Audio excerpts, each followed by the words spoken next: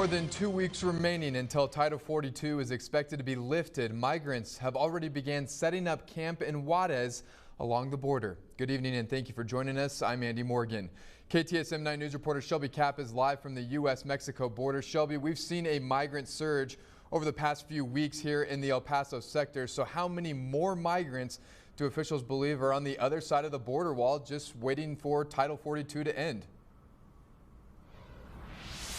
Andy, the governor of Chihuahua, saying that she has heard from civil and religious groups that estimated number is 35,000 migrants in Juarez waiting to cross into the U.S. Now, Mayor Oscar Leeser of El Paso saying that he heard that same number of 35,000. However, the mayor of Juarez says he believes that number is much less.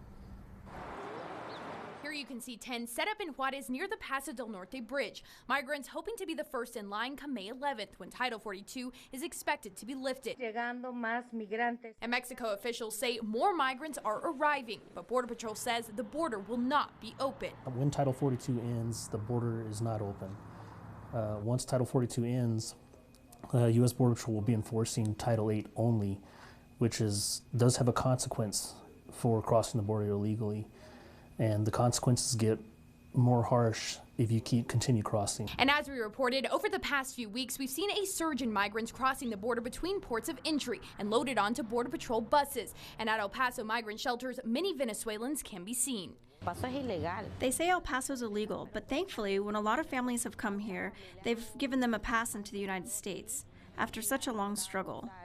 Border Patrol saying that every migrant is processed on a case-by-case basis, and the migrants from Venezuela seen in El Paso shelters are on parole. The increase in Venezuelans is just an uptick in Venezuelans approaching the U.S. border at the El Paso sector. There's no change in the rules as far as the Venezuelan people. We're still applying the exact same laws that we apply to all immigrants. And Border Patrol does tell me that the daily average of encounters in El Paso for the month of April is 1,300. Andy, back to you. And Shelby, we know migrants have set up camp near the downtown port of entry. Is that where Border Patrol is planning to put resources come May 11th, or where do they expect these crossings to take place?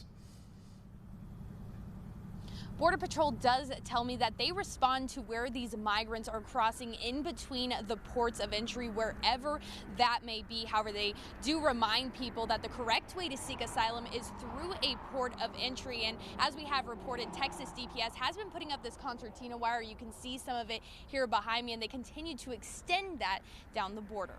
Shelby Kapp continuing to follow this story for us live from the U.S. Mexico border. Shelby, thank you. Meanwhile, the